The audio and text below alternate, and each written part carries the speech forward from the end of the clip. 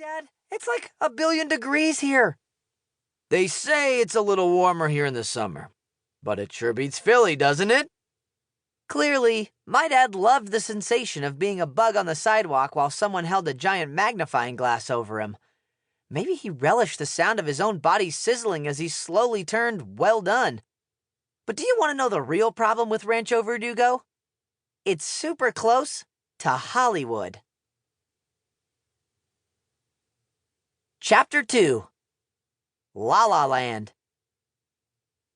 I know what you're thinking. Hollywood? Man, that sounds so lit! Yeah, no, it's pretty darn far from lit. Because Rancho Verdugo is so close, and by close I mean right over the hill, the same hill with the big white HOLLYWOOD on it, to the entertainment capital of the world. People from all over the country flock here to make it big. Which means the halls of my school are jam-packed with some of the most interesting middle schoolers in the world. I mean, look at them. Right up in front are the YouTubers. You can tell because they're glued to their phones.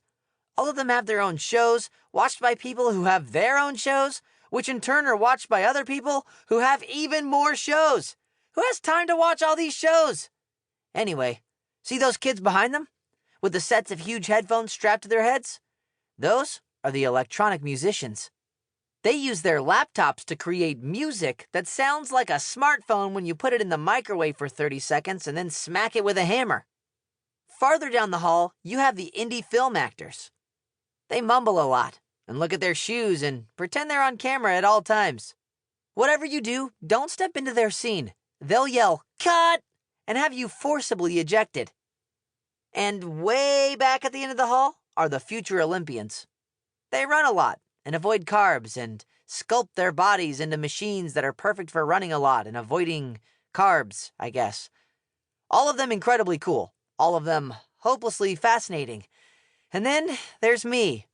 By comparison, I'm a total zero. A bore. Snoozeville. Population me. No visible talents. No clear purpose in life. No reason to exist, really.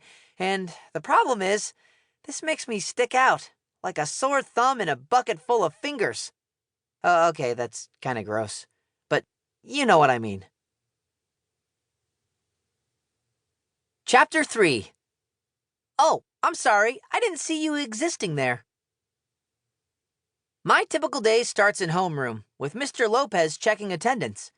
I'm always in my seat, on time, ready to get this day going. Not because I'm excited about school, I just want to get it over with as soon as possible. Now, Mr. Lopez is a pretty chill guy. He never yells, even when other students are acting like rabid squirrels. He'll just glare at them. And pretty soon, they get the idea that they'd better calm down or else. But Mr. Lopez is so chill that sometimes, maybe like half the time, he forgets to call out my name. Even though I have perfect attendance, I'm probably marked absent half the time, which isn't going to make my dad very happy.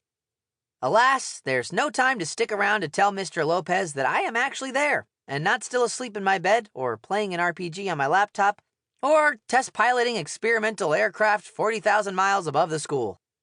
Because when the bell rings, I have approximately 4.3 seconds to transport myself, as well as my school bag, which weighs 847 pounds, to another classroom that is 2 buildings and 3 floors away. My dad always says to give everything my best try, and I do. Sometimes I even raise my hand in class. But do teachers see me? Nope. It's like I'm one of those optical illusions where you can't see me unless you stare at me cross-eyed. Maybe if my teacher stares at me long enough, I'll finally appear, like one of those magic sailboats in those goofy pictures at the mall. Now, if I could stay invisible all the time, it wouldn't be so bad. Like I said, back in Philly, I blended in with the rest of the ordinary kids, which kept me safe.